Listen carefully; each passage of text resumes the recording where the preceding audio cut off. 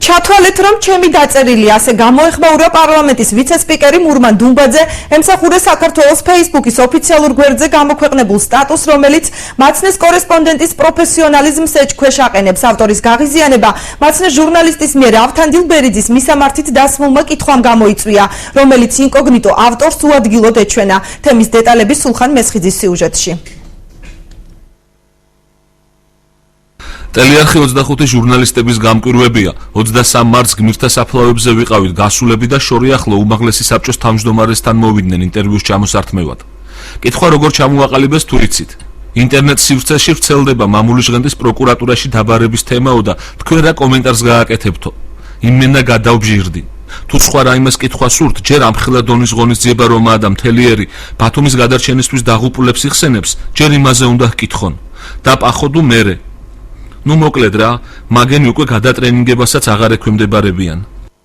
მსგავსი შინაარსის სტატუსი ორგანიზაცია ემსახურე საქართველოს Facebook-ის ოფიციალურ გვერდზე დღეს გამოქვეყნდა.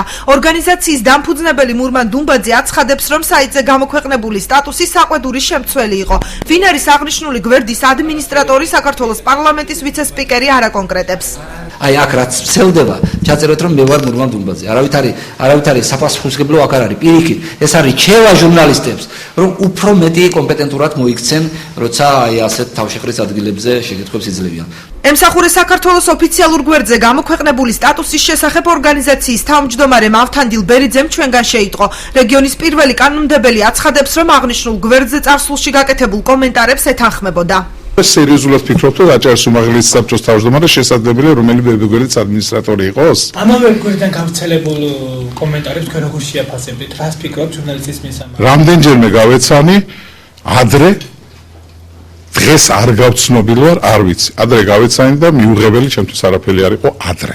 ავთანდილ ბერიძე იმ რესპონდენტთა შორისაა, რომლებიც მედიის წარმომადგენლებთან ურთიერთობას გაურბიან. სწორედ ამიტომ სხვადასხვა საკითხზე მისი ჩაწერა ჟურნალისტებს იქ უწევთ, სადაც მას შეხვდებიან.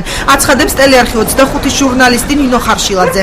არსებობს რესპონდენტების კატეგორია, რომლებიც არასდროს არ არიან მზად, რომ უპასუხონ ჩვენს მიერ დასმულ შეკითხვებს. ერთ-ერთი მათგანი არის ავთანდილ ბერიძე.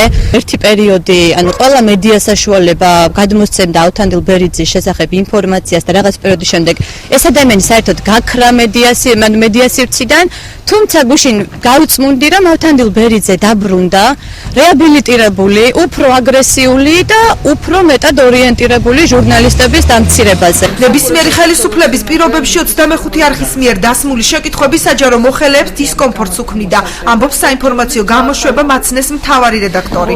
ნებისმიერი ხელისუფლების პირობებში 25 არხის მიერ დასმული კითხვები არაკომფორტულ მდგომარეობაში აყენებდათ რესპონდენტებს. უბრალოდ ჩემთვის გასაკვირია ის, რომ ეს ხდება ავთანდილ ბერიძის შემთხვევაში, ადამიანი, რომელსაც 25 არხთან დიდი ხნის თანამშრომლობა აკავშირებს, არასდროს არ გაურბოდა ამ არხის მიკროფონს და კითხვას. მსგავსი კომენტარის გაჩენა მოწმობს იმას, რომ ეს ადამიანები ასე არიან განწყობილი ჟურნალისტების მიმართ და არც მალავენ ამას.